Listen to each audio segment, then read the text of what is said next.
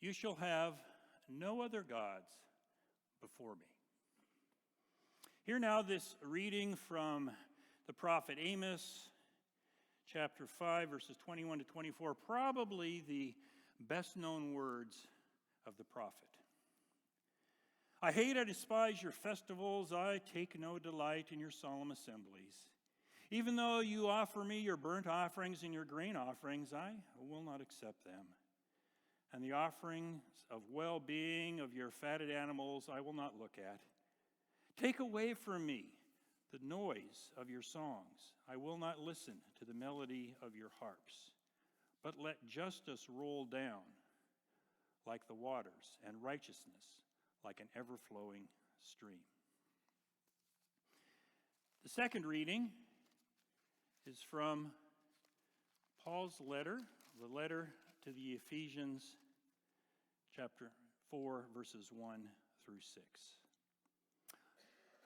I, therefore, the prisoner in the Lord, beg you to lead a life worthy of the calling to which you've been called, with all humility and gentleness, with patience, bearing with one another in love, making every effort to maintain the unity of the Spirit in the bond of peace.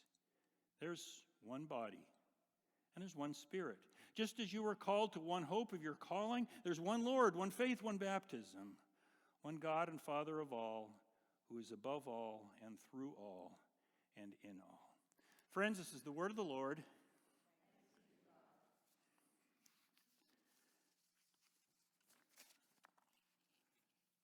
A few weeks ago, Jean and I flew down to Florida.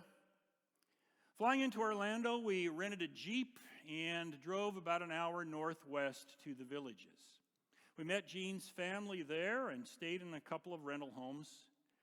We were there about a week, and down in Florida, I enjoyed t-shirts and shorts and the sun.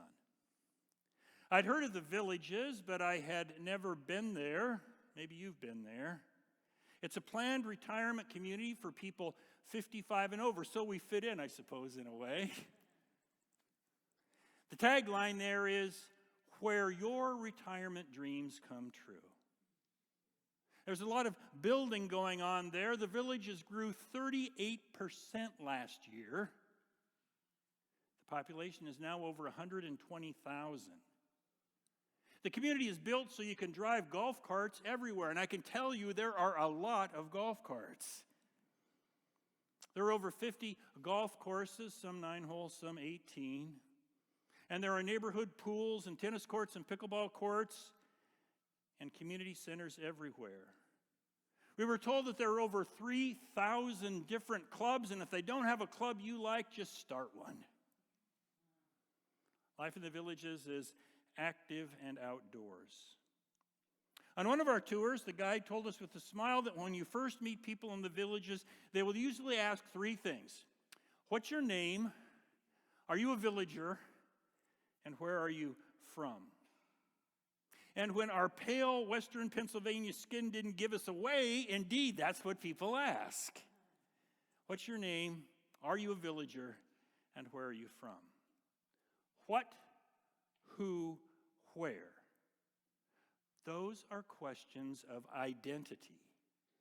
Who are you? What can we know about you? And are you one of us?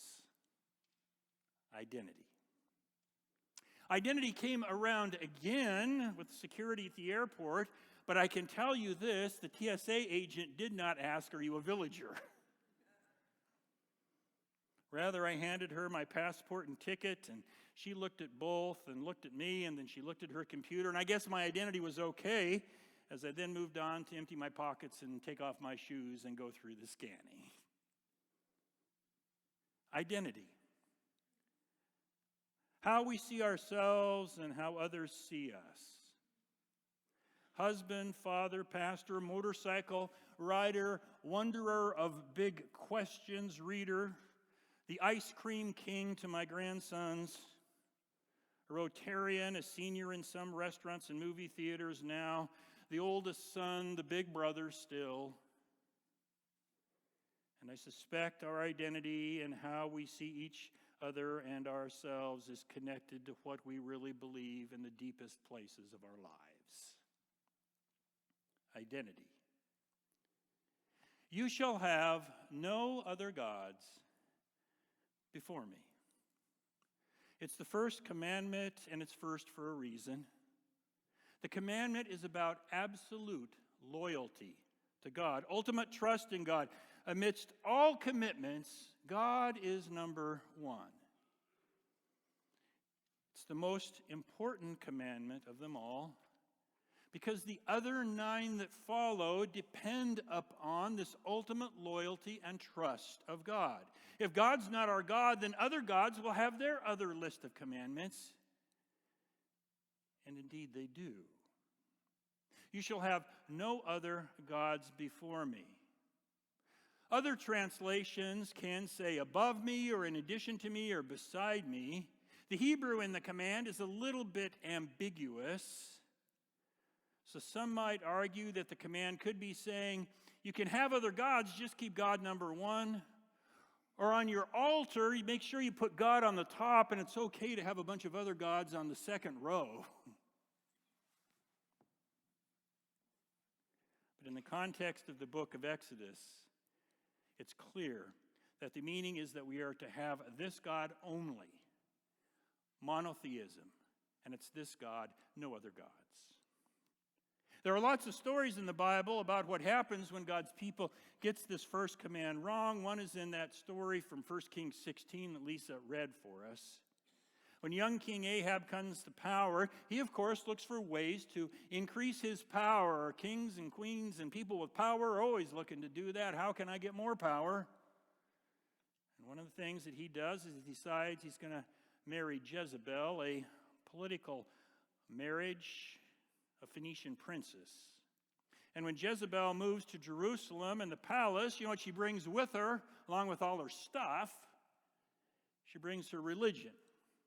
And she brings her gods, and she brings her priests. And new temples are built, and new religions come to town, and idols spring up. No other gods before me. King Ahab just looks the other way to keep his young queen happy.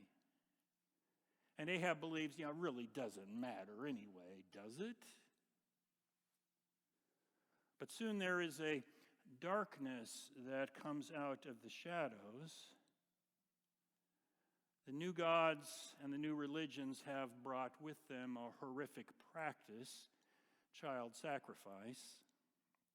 As the foundations of new cities are built, children are sacrificed and their bodies are put in the foundations. Why? To seek the blessings from these gods. You give something of value, your children, and the God will bless that city. That's what was believed, and there is a tragic downward spiral to life when there are other gods. You shall have no other gods before me. We know this God through the beauty and the wonder of creation. And we know this God through the stories and the witness of the Bible. And we know this God through the stories about the life and the death and the resurrection of Jesus Christ. We may know this God through our own mysterious experiences with God. And I'm willing to believe that the eternal God of the universe who loves all people may reveal God's self in what is good and true and beautiful in other religions and cultures too. But Christianity is my religion, so I believe in the God who is revealed in that tradition, one God who asks for complete loyalty, identity. It's who I am, it's who we are, it's what we believe. You shall have no other gods before me. Because we aren't bowing to other gods and practicing other religions, we may think the first commandment, hey, I'm good with that. But our Presbyterian tradition for over 500 years say, hey, not so fast. No other gods. That also means, do you love God? Do you love God? Do you love God and the things and the ways and the people that matter to God? Do you? That brings us to the word of the prophet Isaiah that I read. No other gods. The people there thought that they were keeping that. They were religious people. They were busy at the temple. But Amos says that God categorically rejects all of their religious activities, their festivals, their gatherings, their burnt offerings, their grain offerings, their music, their song, their prayer, their worship. Why, we ask? Because justice and faithfulness in their communities were drying up. They were not caring for the poor and the powerless. They cannot say, "No other gods, I love God," and then lie and cheat and steal and abuse the powerless. Their actions, Amos says, show that there are other gods and there are other loves. They were not keeping the first commandment. You shall have no other gods before me. Loving God and the things and the ways and the people that matter to God. Like ancient Israel, it always means standing up for justice and faithfulness. It means caring for this creation. It means truth and kindness and generosity. It means treating all people with respect. It's who we are to be. It's our faith acted out in how we live in our families, in our places of work, and in our communities. No other gods. People should be able to tell who our God is by how we live. Identity. Identity, as I was thinking about that this week, I realized that we can wear many hats in the course of a day. But keeping the first commandment means that at the end of the day, there's only one hat: loving the one God. And very honestly, as I was thinking about that, that's what's bothered me in our own Presbyterian denomination for 10 years or more. Friends and colleagues and churches have let particular positions on issues become their primary identities. Pro-choice or pro-life, supporting gay and lesbian marriage or against it, for gun control or against it, literal interpretations of particular biblical texts or more progressive interpretations, and the list, of course, goes on. The point is that we all have positions and understandings and beliefs about all of those issues, and there are good and faithful people on both sides of issues. We know that. But you see, that is not our primary identity. Our primary identity is not progressive or conservative, pro this or against that. Our primary identity is followers of Jesus who love the one God. As we read in Ephesians, there's how many bodies? One. One Spirit, one hope, one Lord, one faith, one baptism, one God and Father of all. One. It's a gift in the love of the one God. And do we really believe that any one of those other issues and positions are more important than this one God who calls us to be God's people? If we do, then we're struggling with other gods. And the same thing happens when we get swept up in the conflicted, fearful, angry culture going on all around us. People tend to identify as red or blue, Republican or Democrat, for impeachment or acquittal, a conservative or progressive, Fox News or NPR. And again, good people have different positions. And that's okay. I want you to hear me clearly. That's okay. We need to care and vote and work to make the world a better place. But do we really believe that all those positions and labels are more important than the commitment and the commandment to love the one God? If we do, then we are struggling with other gods. And that's our challenge. Indeed, that is our challenge. I feel that challenge. That's our challenge in our angry, conflicted, fearful culture. Yes, we live out our positions and our understandings, but none are more important than believing that there is one God for Republicans and Democrats. One. That's our identity. There was a picture and a brief caption in the Herald that caught my attention this week. Maybe you saw it too, I hope so. It's a picture of the Sharon and Grove City high school girls basketball teams.